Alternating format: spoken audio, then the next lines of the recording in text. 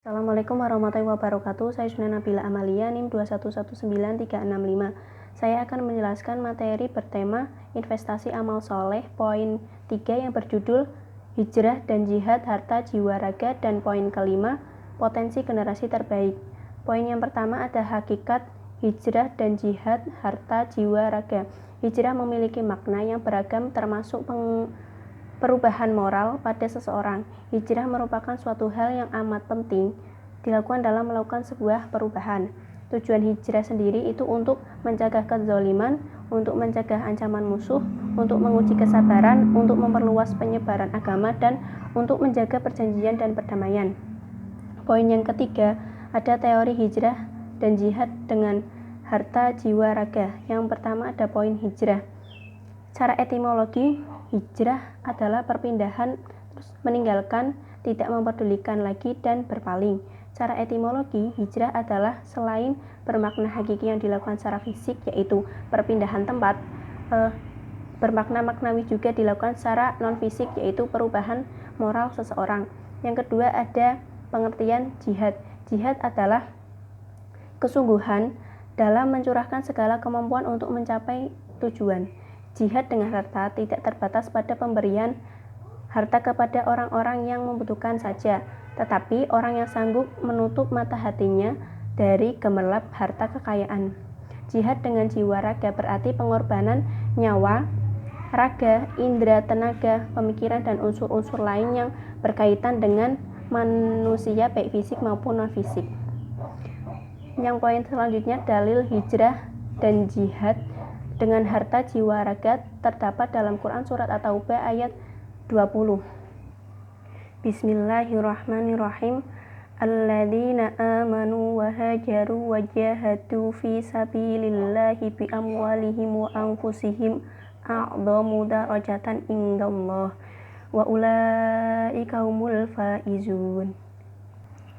Artinya, orang-orang yang beriman dan berhijrah serta berjihad di jalan Allah dengan harta benda dan diri mereka adalah lebih tinggi derajatnya di sisi Allah, dan itulah orang-orang yang mendapat kemenangan. Poin selanjutnya ada analisis hijrah dan jihad, pintu kemenangan hati. Orang-orang yang beriman dan berhijrah serta berjihad di jalan Allah dengan harta dan jiwa raga mereka adalah lebih tinggi derajatnya di sisi Allah. Orang-orang yang beriman dan berhijrah di jalan Allah dengan harta, jiwa, raga mereka akan mendapatkan kemenangan berupa pahala dan kemuliaan dari Allah. Poin selanjutnya ada hakikat, potensi, dan generasi. Manusia dibekali oleh Allah dengan potensi untuk menjalankan tugasnya sebagai khalifah. Potensi dasar manusia yang biasa disebut dengan fitrah manusia merupakan potensi bawaan dari lahir manusia. Pengertian generasi pada hakikatnya dapat dibedakan menjadi 4 aspek. Yang pertama aspek biologis, yang kedua aspek historis kultural, yang ketiga aspek sosial, dan yang terakhir aspek psikologi. Poin selanjutnya ada teori potensi generasi terbaik bagi umat manusia.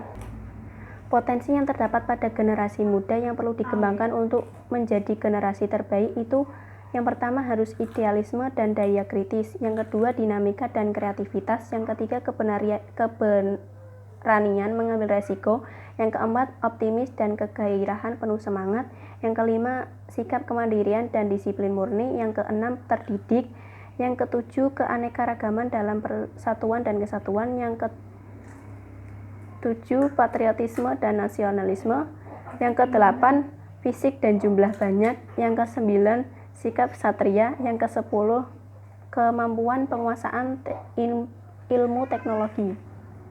Yang poin selanjutnya ada dalil potensi generasi terbaik dalam Al-Quran terdapat dalam Quran surat Al-Imran ayat 110. Bismillahirrahmanirrahim. Kuntum khayra ummatin ukhrijat linnasi ta'muruna bil ma'rufi wa tanhauna 'anil munkar wa tu'minuna billah walau amana ahlul kitabi lakana khairal lahum minhumul mu'minuna wa aktsaruhumul fasiqun. Artinya, kamu adalah orang yang terbaik yang dilahirkan untuk manusia, menyuruh kepada yang ma'ruf dan mencegah dari yang mungkar, dan beriman kepada Allah. Sekiranya ahli kitab beriman, tentulah itu lebih baik bagi mereka. Di antara mereka ada yang beriman dan kebanyakan mereka adalah orang-orang fasik. Yang poin terakhir ada analisis potensi sumber daya manusia berkualitas unggul. Kemajuan suatu bangsa ditentukan oleh kualitas sumber daya manusia, infrastruktur dan sosial budaya, serta modal dan kestabilan politik. Namun, sumber daya manusia memiliki peran untuk mengelola semua komponen tersebut. Jika sumber daya manusia di suatu negara berkualitas tinggi, maka pengelolaan sumber daya alam akan maksimal dan mensejahterakan bangsa. Kurang lebihnya mohon maaf. Wassalamualaikum warahmatullahi wabarakatuh.